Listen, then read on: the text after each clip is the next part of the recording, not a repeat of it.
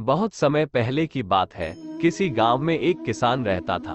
वो रोज भोर में उठकर दूर झरनों से स्वच्छ पानी लेने जाया करता था। इस काम के लिए वह अपने साथ दो बड़े घड़े ले जाता था, जिन्हें वो डंडे में बांधकर अपने कंधे पर दोनों ओर लटका लेता था। उनमें से एक घड़ा कहीं से फूटा हुआ था और दूसरा एकदम सही था। इस वजह से रोज घर पहुंचते पहुंचते किसान के पास 1.5 घड़ा पानी ही बच पाता था। ऐसा 2 सालों से चल रहा था।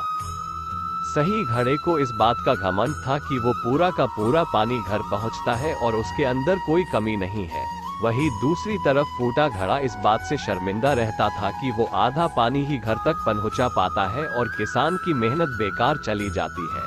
फूटा घड़ा ये सब सोचकर बहुत परेशान रहने लगा और एक दिन उससे रहा नहीं गया। उसने किसान से कहा, मैं खुद पर शर्मिंदा हूँ और आपसे क्षमा मांगना चाहता हूँ।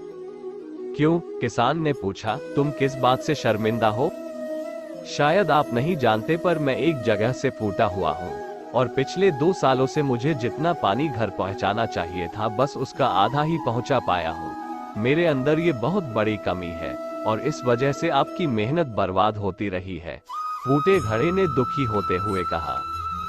किसान को घड़े की बात सुनकर थोड़ा दुख हुआ और वह बोला, कोई बात नहीं, मैं चाहता हूँ कि आज लौटते वक्त तुम रास्ते में पड़ने वाले सुंदर फूलों को देखो। घड़े ने वैसा ही किया। वह रास्ते भर सुंदर फूलों को देखता आया। ऐसा करने से उसकी उदासी कुछ दूर हुई, पर घर पहुँचते पहुँचते फिर उसके अंदर से आधा पानी गिर चुका था। वो मायूस हो गया और किसान से क्षमा मांगने लगा। किसान बोला, शायद तुमने ध्यान नहीं दिया, पूरे रास्ते में जितने भी फूल थे वो बस तुम्हारी तरफ ही थे। सही घड़े की तरफ एक भी फूल नहीं था। ऐसा इसलिए क्योंकि मैं हमेशा से तुम्हारे अंदर की कमी को जानता था और मैंने उसका लाभ उठाया। मैंने तुम्हारे तरफ वाले रास्ते पर रंग बिरंगे फूलों के बीज बो दिए थे। तुम रोज थोड़ा थोड़ा करके उन्हें सींचते रहे और पूरे रास्ते को इतना खूबसूरत बना दिया।